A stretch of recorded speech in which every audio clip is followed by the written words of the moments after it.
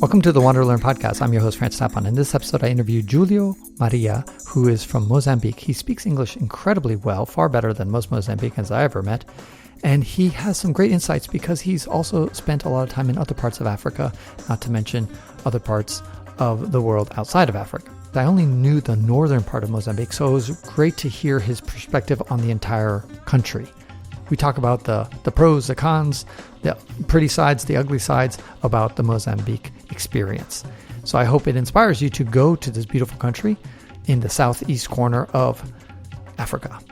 This podcast is sponsored by patreon.com/ftapon. My patrons there have been generous in supporting me, but they also get rewards for that support. In other words, you get some amazing rewards for as little as $2 a month. So go check it out.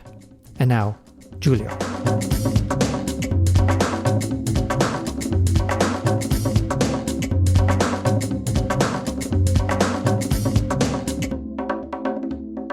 The summary of who you are and how you came to be on this planet Earth that we are on. Sure. So I was born in Mozambique, in the north of the country, in a small town called Nampula. My parents are both from there, but they're quite mixed in terms of their background. I lived there till I finished my high school. Then I went to a university degree in the center of the country. I stayed there for 5 years, and then I traveled to Maputo, and I've been living there for the last 4 years while still traveling the continent and other continents as well. Okay. And how did you end up in South Africa? So I came here to serve as a client. I'm an entrepreneur. I have a knowledge consultancy company, and I'm a power coach, facilitator, and speaker. And I came here to do an amazing work with a client on design thinking and design service. In some ways, almost half, maybe more than half the continent is an entrepreneur in a very simple sense, in the sense that you'll see constantly women and men, selling mangoes on the street, and, they're taking things, they're selling whatever on the street. I mean, literally in the highway when there's a go slow, like no moving traffic, people will be selling stuff. So almost everybody is an entrepreneur on the one hand.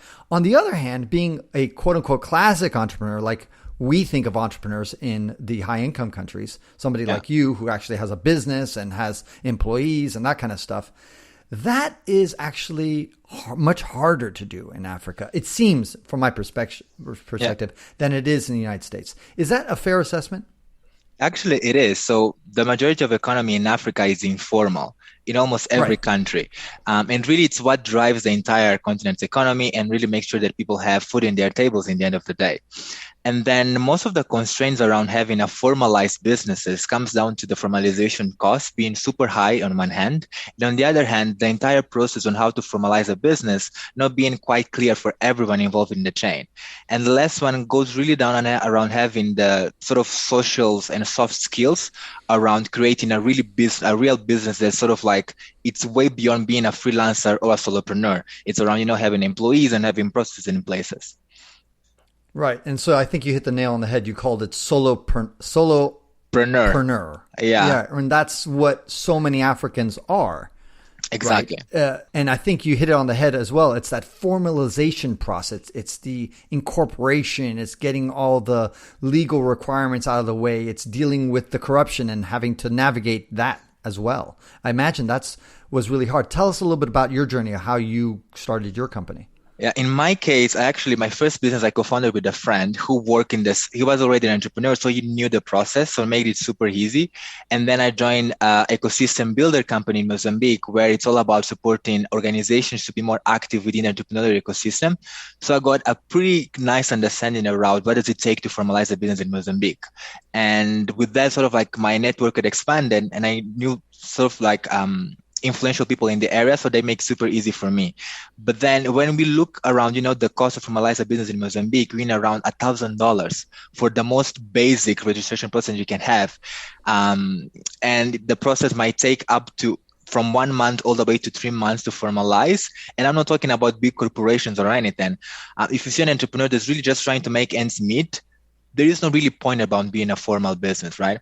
But then if you're growing more into the sort of entrepreneurship value chain, you want to get legal compliance, like fully legal compliance, if you want to be able to do business with governments or other big organizations. But that's not what most people are looking for. Right. And $1,000 may not sound like a lot of money for some people in the United States, but that is a lot of money in Mozambique.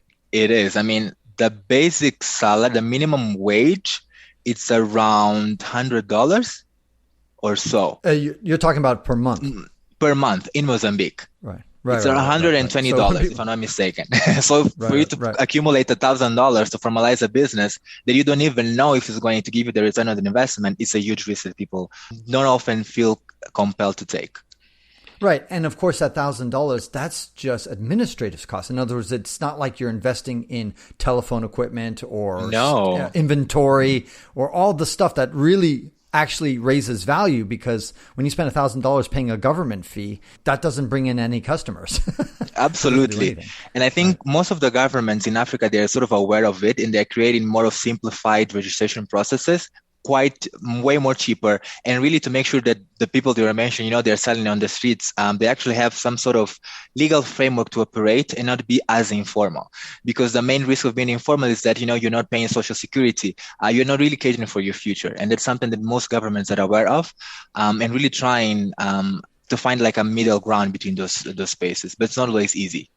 And that ends this episode of the WanderLearn podcast, where we explore travel, technology, and transformation. If you'd like to see the show notes with links to what we've talked about, go to WanderLearn.com and click on this episode. If you'd like to connect with me, just remember Tapon. That's my first initial and my last name. Tapon is always my social media username.